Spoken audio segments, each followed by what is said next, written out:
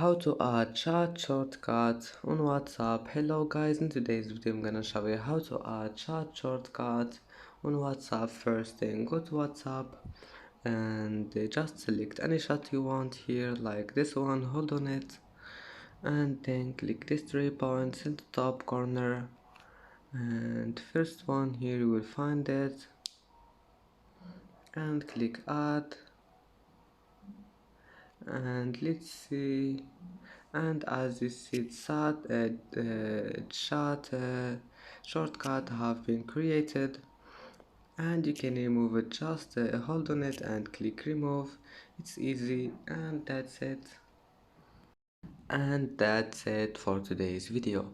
If you like this video, don't forget like and subscribe, and thank you for watching this video until the end, and see you in the next video.